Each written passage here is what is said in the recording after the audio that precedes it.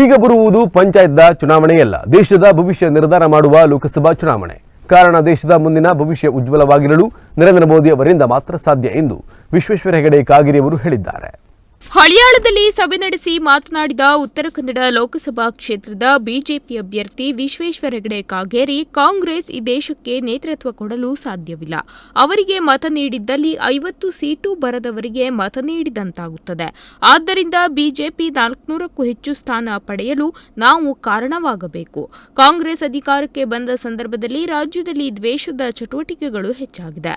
ಅಪರಾಧೀಕರಣದ ಮನೋಭಾವ ಇದ್ದವರು ತಮ್ಮ ರಕ್ಷಣೆ ಮಾಡುವ ಸರ್ಕಾರ ಬಂದಿದೆ ಎಂದುಕೊಳ್ಳುತ್ತಾರೆ.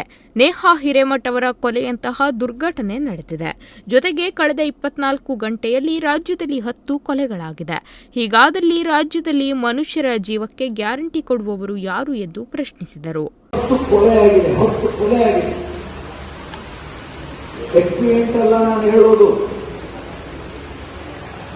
ನಾನು ನಿಮಗೆ ಕೇಳ್ತಾ ಇದ್ದೇನೆ, ಕಳೆದ 24 ಗಂಟೆಯಲ್ಲಿ ಹಿಂದಿನ 24 ಗಂಟೆಯಲ್ಲಿ 10 ಕೊಲೆ ಆಗಿದೆ. ಆ ನೇಹಾ ಹಿರೇಮಠ ಅವರಿಗೆ ಚಾಕು ಹಾಕಿ ಆ ಭಯಾಸನ್ನು ಸಾಯಿಸ್ತಾನೆ ಅಂತ ಆದ್ರೆ ರಾಜ್ಯದಲ್ಲಿ ಜೀವಕ್ಕೆ ಗ್ಯಾರಂಟಿ ಕೊಡೋರು ಯಾರು? ಮನುಷ್ಯರ ಜೀವಕ್ಕೆ ಗ್ಯಾರಂಟಿ ಕೊಡೋರು ಯಾರು ಅಂತ ಕೇಳಬೇಕು. ಈ ಚುನಾವಣೆಯಲ್ಲಿ ಕೇಳಬೇಕಲ್ಲ ನಾವು. ಮನುಷ್ಯರ ಜೀವಕ್ಕೆ ಬೆಲೆ ಇಲ್ಲದೆ ಇರುವಂತಹ ಸ್ಥಿತಿ ಬಂದರೆ ಕಾಂಗ್ರೆಸ್ ಸರ್ಕಾರ ಈ ರೀತಿಯ ಅಪರಾಧೀಕರಣ ಮನೋಭಾವನೆಯವರಿಗೆ ಅವರು ಪ್ರೋತ್ಸಾಹಿಸ್ತಾ ಇದೆ ಅನ್ನುವಂತಹ ಸಂದೇಶ ಬಂದರೆ ಏನಾಗಬಹುದು ನಮ್ಮ ರಾಜ್ಯದ ಸ್ಥಿತಿ? ರಾಜ್ಯದಲ್ಲಿ ಈಗ ಜೈ ಶ್ರೀರಾಮ್ ಹೇಳುವಂತಿಲ್ಲ, ಹನುಮ ಧ್ವಜ ಹಾರಿಸುವಂತಿಲ್ಲ, ಹನುಮಾನ್ ಚಾಲಿಸಾ ಹೇಳುವಂತಿಲ್ಲ.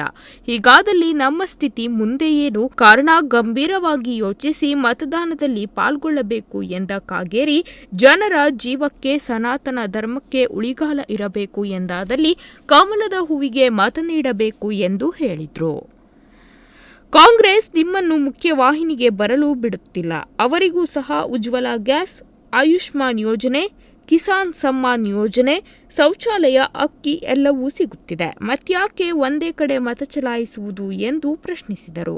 ಬಿಜೆಪಿ ಎಲ್ಲರಿಗೂ ಒಳ್ಳೆಯದನ್ನು ಮಾಡಿದೆ. ಕಾರಣ ಅದಕ್ಕೆ ಬೆಂಬಲ ನೀಡಬೇಕು. ನಾವು ಸಂತೆಯಲ್ಲಿ ಸಿಗುವ ತರಕಾರಿಯಲ್ಲ. ಕಾರಣ ನಮ್ಮ ಮತವನ್ನು ಮಾರಾಟ ಮಾಡಿಕೊಳ್ಳಬಾರದು.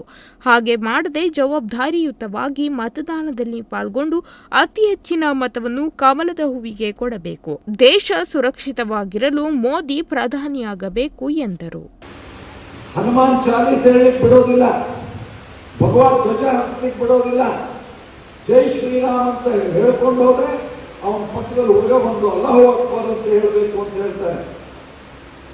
ಇದೆಲ್ಲದಕ್ಕೂ ಮಿಗಿಲಾಗಿ ವಿಧಾನಸೌಧದಲ್ಲಿ ಪಾಕಿಸ್ತಾನ ಜಿಂದಾಬಾದ್ ಅಂತ ಹೇಳ್ತಾರೆ. ಅಂದ್ರೆ ನಮ್ಮ ರಾಜ್ಯ ಎಲ್ಲಿ ಹೋಗ್ತಾ ಇದೆ ಅಂತ ನಮ್ಗೆ ಅರ್ಥ ಆಗ್ತಾ ಇಲ್ಲ.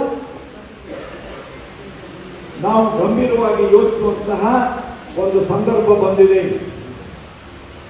ನಾವು ಅದನ್ನು ಗಂಭೀರವಾಗಿ ಯೋಚಿಸದೆ ಮತದಾನದಲ್ಲಿ ಪಾಲ್ಗೊಂಡ್ರೆ ಭವಿಷ್ಯದಲ್ಲಿ ಅನೇಕ ಸವಾಲುಗಳನ್ನು ನಾವು ಎದುರಿಸಬೇಕಾಗುತ್ತೆ. ಹಾಗಾಗಿ ನಾನು ನಿಮ್ಮಲ್ಲಿ ಮೊದಲನೇದಾಗಿ ವಿನಂತಿ ಮಾಡಿಕೊಳ್ತೇನೆ, ನಮ್ಮ ರಾಜ್ಯದ ಜನಜೀವನ ಸುರಕ್ಷಿತವಾಗಿರಬೇಕು. ಜನಜೀವನದ ಜೀವ ಗ್ಯಾರಂಟಿ ಆಗಿರಬೇಕು ಅಂತಾದ್ರೆ ಕಮಲದ ಹೂವಿಗೆ ಬಿಜೆಪಿಗೆ ಮತ ಕೊಟ್ಟು ನರೇಂದ್ರ ಮೋದಿಜಿಯವರನ್ನ ಮತ್ತೊಮ್ಮೆ ಪ್ರಧಾನಿ ಮಾಡಬೇಕು. ಹಾಗಾದರೆ